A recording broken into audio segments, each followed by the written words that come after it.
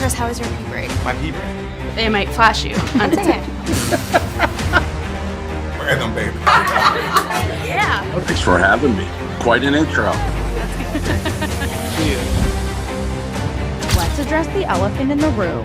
That's not the elephant in the room. There's no elephant. Nobody cares. I too am a thought criminal. Good. Well, I like you already. Does this look like a girl who's joking around? No. Around? But how much do you actually understand money? Especially the new wave. Beauty or intelligence? When you unleash both, it is men's kryptonite. Welcome to Talk to Me, Taylor.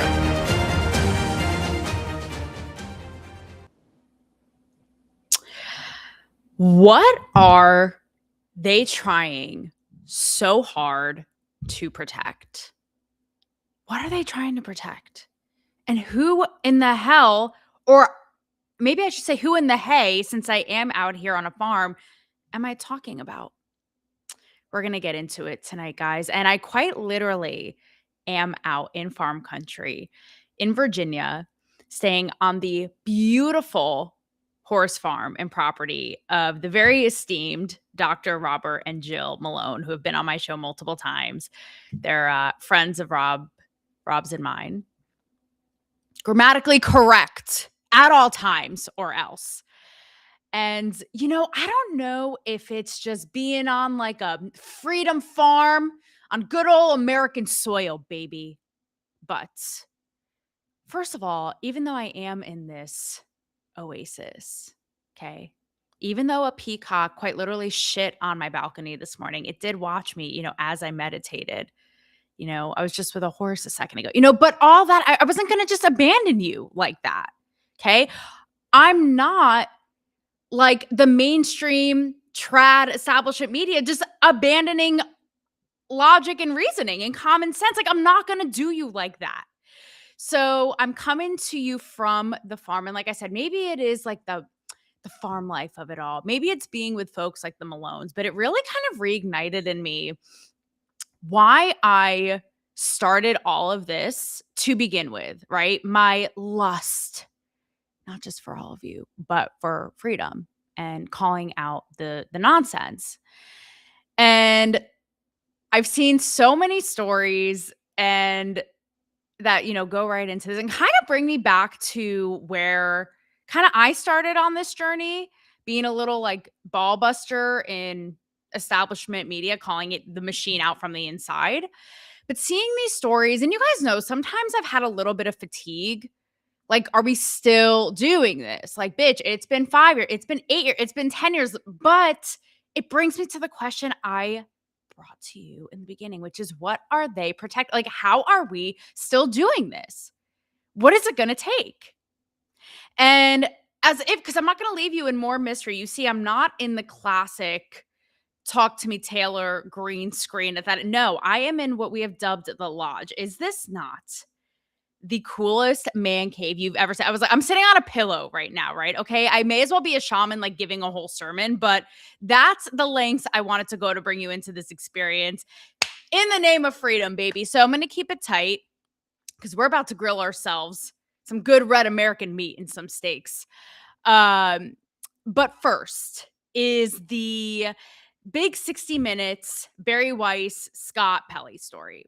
So the short of it is Barry Weiss, who can do no wrong in my book, get the fuck over it. I don't care.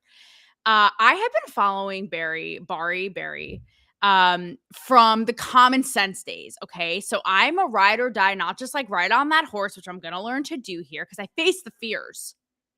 You know, I face reality, unlike all of these people. I've been following her since the Common Sense days when she launched that site during the pandemic, right? So now the Free Press has gotten so huge. CBS has acquired them and it's a whole thing. So now she's a head honcho over there. So there was a little squabble. And look, this is going to be a lot of speculating tonight, but I don't care. Okay, because my blonde spidey senses are never wrong. And we know from this aesthetic, shit has gone down in this room. Like if walls had eyes. And I feel like this won't age poorly. Okay. Don't let the blonde fool you. I've said it before and I've said it again. Okay. So we're going to speculate, but methinks that I'm right. So there was a little squabble because Scott Pelley, who's like a 60 Minutes vet, was fired by Barry Bar, as I like to call her, because we're best friends in my mind. It's fine. And and we all know, right? I mean, you don't have to be a rocket scientist, right? Like Scott Pelley is somebody who represents like old school establishment media, and Barry Weiss is very common sense, like new wave, all this. And apparently, so you can only imagine, right, what actually went down. But apparently, she got rid of a couple top execs there and brought in fresh voices, i.e. we're going to get to the Spencer Pratt of it all. Like, oh my God, like, how can you even imagine? Again, what are these people protecting? Like, why do they unravel at any green light thinking, fresh thinking, populist, real thinking? Like, why do they come undone getting there? So he says that they wanted to inject, and oh, I think my connection is going out. Shoot.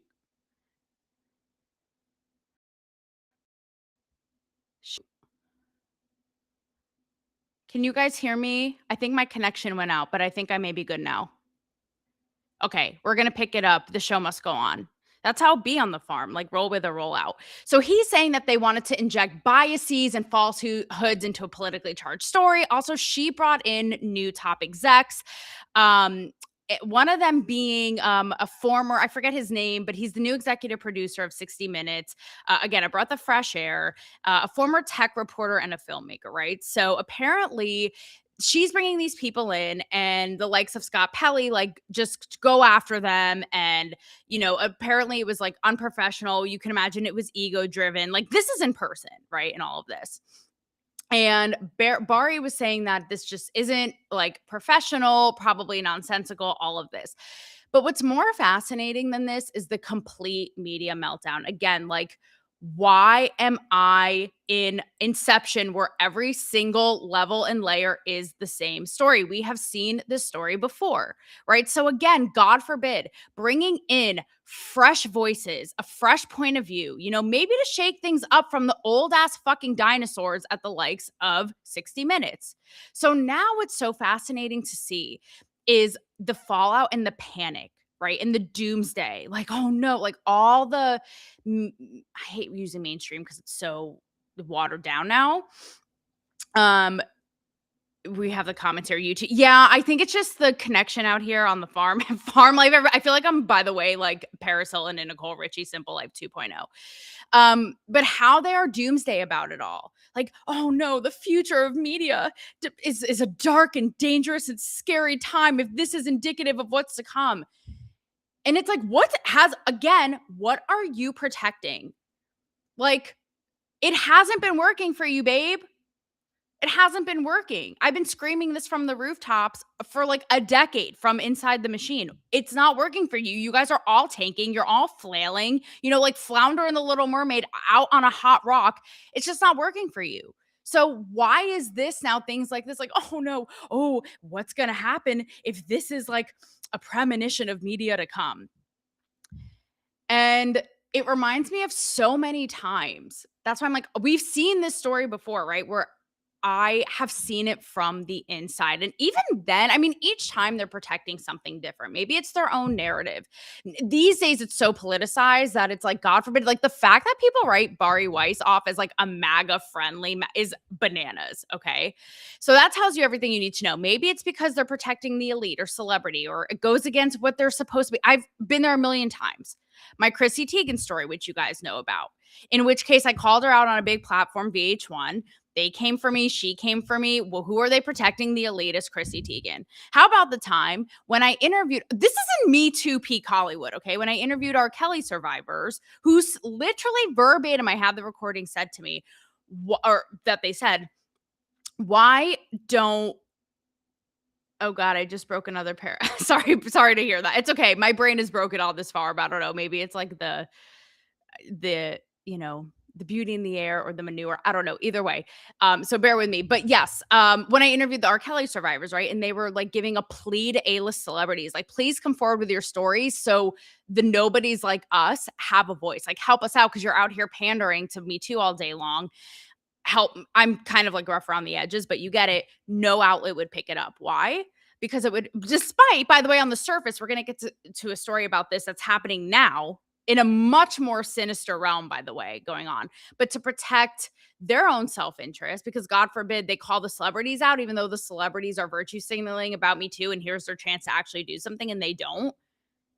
Give me the biggest break. Another example is when I had around, and it's such a sensitive topic, but around like police brutality, right? And I had a cop on my show who's also a media personality a few years ago. His name is Chris Sherwin, and he was a host of the Cops Talk podcast. And I talked to him right around the time, if you guys remember, when that Routers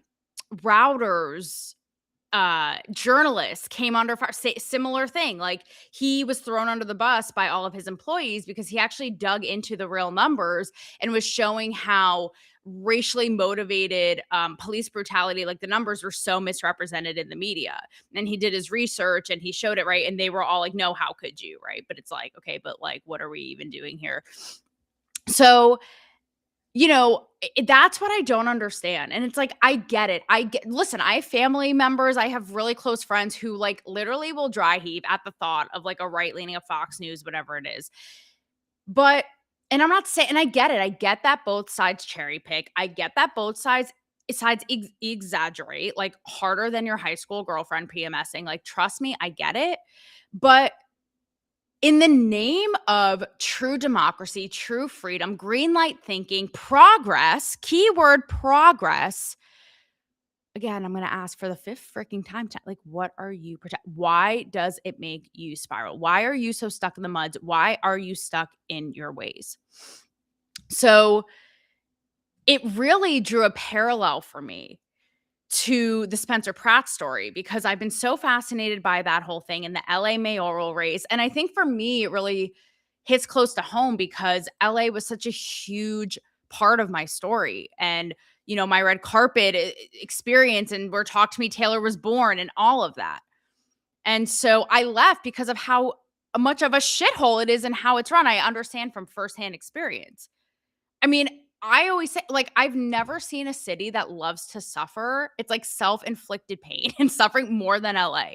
I saw it when Eric Garcetti was mayor during the pandemic, when they kept electing Gavin Newsom after annihilating our lives. Okay, we literally couldn't even step out on our front yard without a hazmat suit. Never mind, God forbid, make a living and work. They totally annihilated. Remember all the small businesses? Also, the things that didn't make sense. Can we talk about how in a restaurant you had to wear a mask walking through but not sitting? So it's like, oh, I see. Okay, so I can only get a sickness if I'm walking and not sitting.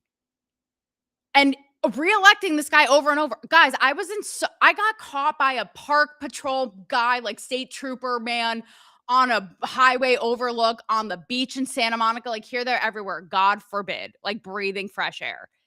But here they are electing these shit ass leaders over and over. So when I see, and I get it, I get the incumbent, it's always just like the run of the mill, which is also so sad and par for the course.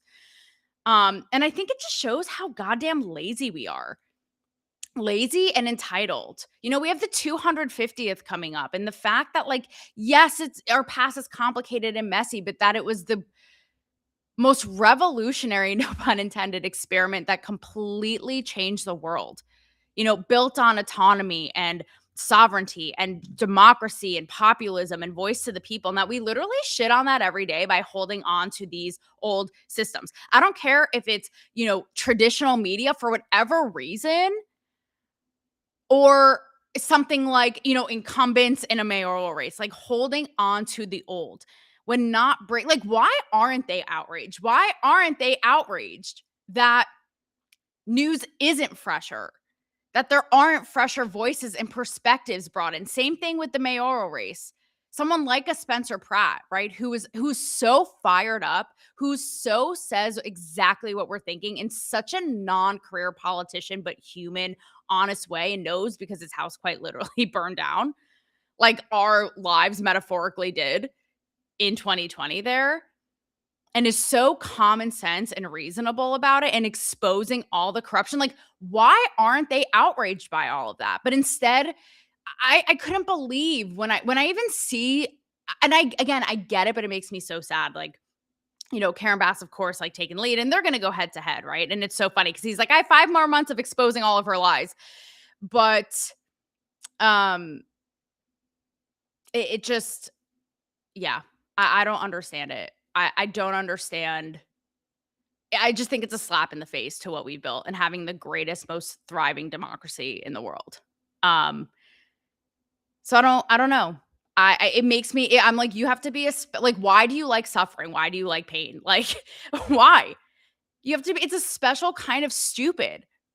Like, if you have been living in LA, and it's not an exaggeration. I recently went and it made me so sad. I was seeing all the places I used to go when I first moved there, like coffee shops and places we go out to get drinks. And literally everything is needle ridden and smells like piss.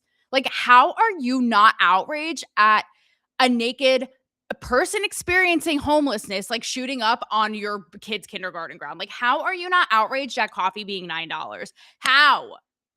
So I'm like, dude, these, like, again, what are you protecting? What are you holding on to? Unless you're so out of touch, like Lisa Renna coded, that you have no idea what the average person is experiencing, you must really just be a masochist and love pain. Like, is it out of principle? I mean, I was watching the results and Rob's like, what do you expect? Like, this is par for the course. And I'm like, I can't wrap my brain around that level of stupidity. But these people, again, whether it be holding on to traditional media, which is totally failing, or traditional political establishments, like they can't all be that stupid. So is holding, and look, I'm not even asking for you to flip or consider whatever another political side, but just open thinking, new, real progressive, not all this bullshit pandering progressive. Because let me tell you something, it's actually gone backwards. And that's the kicker, right? The people of tolerance and openness and acceptance. Like, how have we gotten to a place where it is the complete opposite? It's nuts. I'm checking up on some comments really quickly. John Legend killing it. Oh my God, John Legend with the Karen spelling. I put it up on the screen. Okay. So Godspeed Spencer. I love the whole thing. And it's just really inspiring and I've always had a little inkling and always nudge, like, should I be? I don't know if politics is in my future. I don't know if that's quite my thing, but it's so inspiring, and I think it's so short-sighted and pea-brain narrow-minded for people to be like, "Oh, a reality star. Oh, Spencer Pratt, blah, blah, blah." When you actually listen to him, it just makes sense, and he knows his shit, and it's just, if we wanna progress as a peoples, as a nation, as an individual, if all of this is indicative, we're gonna have a sad-ass state of affairs. So before we close, 2 stories really quickly of where it's going and where it will go, right? If we don't get our shit together when it comes to all of this. So neither of these are my forte, but I heard about both of them today and I was like, I have to tell these guys because they're nuts. So the first story, again, this is about like holding on to narratives and media representation, or how they represent stories. So in April, okay, so there is an organization called the Southern Poverty Law Center. They're based in Alabama, and their whole mission statement is eradicating prejudice and white supremacy and hate against the gays. Like, that is their whole thing. Meanwhile, in April, a federal grand jury charged the SPLC is the abbreviation, for basically fraud, misrepresenting funds and money to basically funneling money on the low to leaders at organizations like the KKK, like the National Socialist Party of America, okay? Saying they were unbeknownst to donors, right? So meanwhile, on the outward facing, it'd be like, we're taking down white supremacy, all of this, but on the low, funneling money to what they call, quote, insiders who belong to said hate groups, okay, that it pledged to dismantle and eradicate publicly. So the reason this is resurfacing is because there are new details in the lawsuit. Now the DOJ is involved, and they're saying that in the last decade that this organization allegedly spent more than $3 to $4 million of donor money to people in these hate groups. Okay. It's like giving BLM like millions and millions of dollars donated for one cause, only to give these bitches mansions. That's what it's giving. But what's more interesting, other than that this shit even goes on, but again, are we literally surprised? Because I feel like we're so numb at this point. Again, where is the outrage? Okay. So first of all, I'm sorry. So yeah, so the reason that this is resurfacing now is because I think I may have said this, but more information has come out. But the lack of media attention is insane.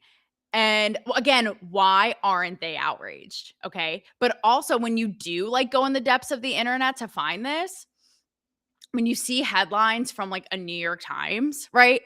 There's no mention of them funding the KKK in the headline. It's like, the DOJ misstepping, blah, blah, blah, blah, like looking at the DOJ. It's what? Again, what are you protecting? Why is this your hill to die on? Whether it's turning a cheek with an R. Kelly survivor or turning the other way, a blind eye, whatever you want to freaking say. Yeah, allegedly, John Legend, exactly, with all the stars, the stars on the plastic stars on your ceiling as a millennial in your teenagers, like all that shit, right? Allegedly. But like, this is where it drives me absolutely crazy because it's hypocritical. Where do I begin? But actually, where do I end? Because no elephant in the room there. That shit is right out. Okay. This is where I'm going to end. Okay. If where stuff's going to go. And this isn't fear mongering. This is actually where things are going to be headed if we keep acting like spoiled little fucking brats when it comes to freedom. And it's so sad that free speech is so watered down and white, all of it, freedom, free democracy, like all these buzzwords, because they are integral to human freedom and existence. People would die. People have died. Our own soldiers, vets have died for this freedom.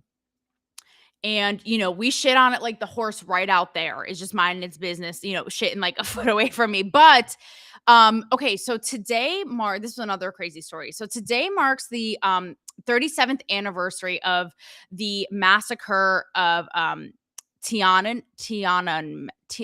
damn it. I was so proud because I had it down perfectly and I knew on camera I would fuck it up. Tiananmen. That's what it is. In 89 in Beijing, right? Where Chinese authorities, policemen basically just killed, slaughtered hundreds, if not thousands, of protesters in the name of democracy. And what is so crazy about this story is that the Chinese government is basically just trying to, it's censorship, right? Like they're trying to completely just stomp this out as if it never happened, to where victims' families were warned to not even pay visitation to the famous site today, because let's just say like it would not go well for them. And this event that happened in 89 actually was a huge, like, pivotal moment in China in establishing like the authorities' force and and all that, and the US, I think like Marco Rubio called it out, Taiwan's called it out, like you can't erase this, like you can't erase it. Having people like threatening them to go, even in Hong Kong, like security was high today, right? Like threatening them to go to the graves, to like quite literally erase history. And this is where it's like we start with one story, maybe it's like, whatever. It's not frivolous. It is, I guess serious, but petty, of like the Bari Weiss, Scott Pelley thing, all the way to an extreme like this. And that's what I mean, where it's like we have such American princess brat privilege that this is the kind of stuff that's happening right now in our world. I mean, hello. Iran, Gaza, like anywhere where you're gunned down for dissent of anything. Again, a woman showing a shoulder, God forbid you're gay. That's a whole other ball of wax for another day. But I'm saying, guys, like this stuff is going on all the time, all around us. And we're too busy holding on to our petty shit of my narrative. No, Bari Weiss is big, bad, and scary. All this bullshit. And so disillusioned to not realize that that could be us. So we better get our shit together. Right? Because now it's like, again, the tolerance, it drives me nuts. Like the tolerance is now complete intolerance. Quite literally think about it. When you think about, is Karen Bass, has LA progressed? Everybody has I was going to make a really sensitive joke. I'm not going to do it. Let's just say people are getting out of there like a bat out of hell. I did. But no, she's progressing the city. But no, the dinosaurs at CBS are really progressing the way the trajectory of the media has gone. So that's why we better get our priorities in check. And really think about, even if it's yourself, even if you see a story, or even if you see, a friend or a loved one or someone with a different point of view, or someone brings up CNN or Fox or whatever it is, and you have an adverse reaction, right? Think to yourself, why? And what are you protecting? Is it in the name of true progress, of moving forward, of freedom? Or is it petty ego and like stroking the dicks of CNN or Fox News one way or the other? I had to end on that note. I will see you guys next week. I'll be back in Nashville, and thank you for joining along and being along for this horse galloping ride, baby. That's going to be me in the next couple of days, and I will see you all soon in the name of freedom. Chin chin. I'm going to go have some bourbon. Chris, how was your pee break? My pee break. They might flash you undetected. Random, baby. Yeah. Thanks for having me. Quite an intro. Let's address the elephant in the room. That's not the elephant in the room. There's no elephant. Nobody cares. I too am a thought criminal. Good. Well, I like you already. Does this look like a girl who's joking around? No. But how much do you actually understand money? Especially the new wave. Beauty or intelligence? When you unleash both, it